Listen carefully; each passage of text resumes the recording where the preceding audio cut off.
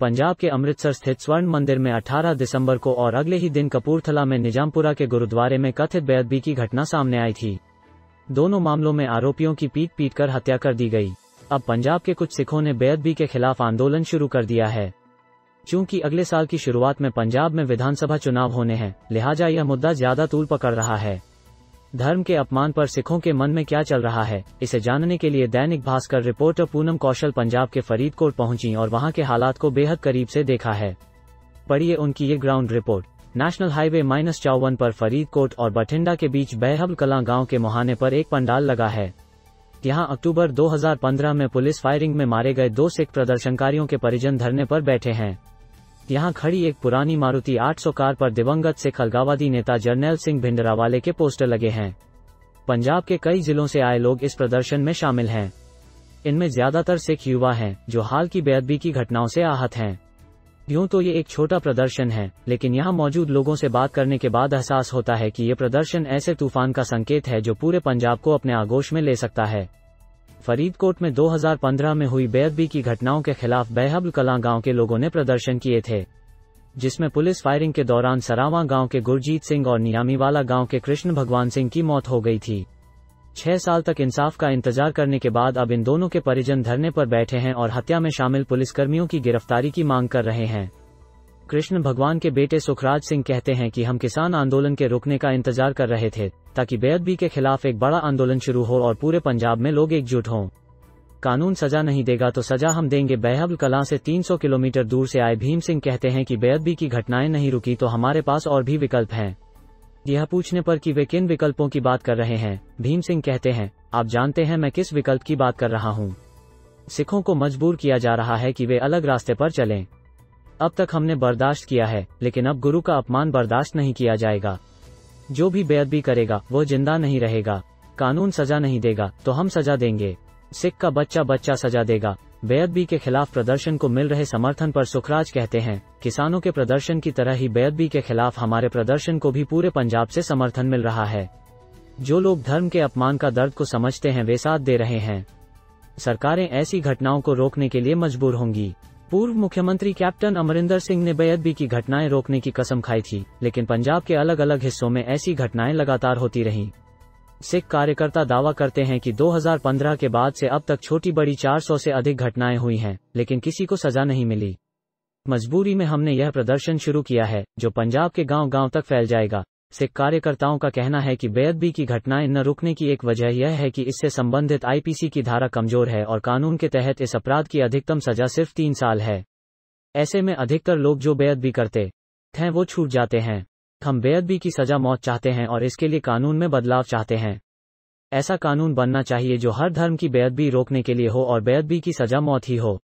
मौत की सजा का समर्थन करते हुए भीम सिंह कहते हैं कि जो भी गुरु का सम्मान करता है वो गुरु का अपमान बर्दाश्त नहीं करेगा। बेअदबी करने वालों को सजा की वकालत करेगा।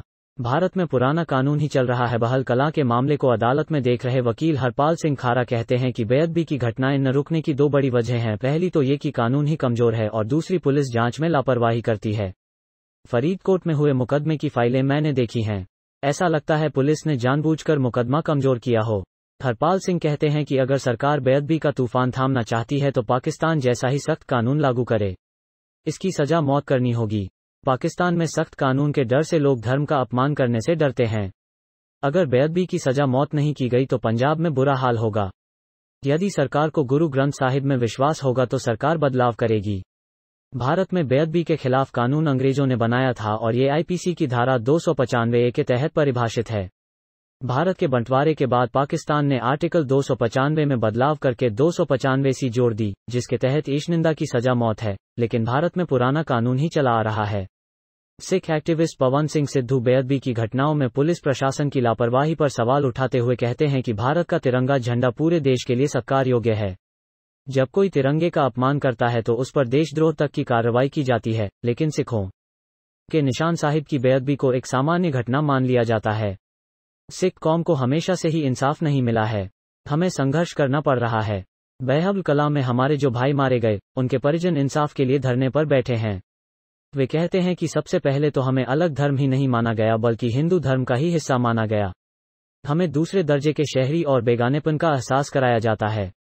हर बार इंसाफ के लिए हमें प्रोटेस्ट करना पड़ता है। पड़ोसी जिले से प्रदर्शन में शामिल होने आए कुलदीप सिंह गुलेरिया कहते हैं, बेअदबी के इंसाफ के लिए जो धरना चल रहा है, मैं एक सिख होने के नाते इसमें आया हूं। सिख होने के नाते मेरा ये फर्ज है कि मैं इंसाफ की मांग करूं।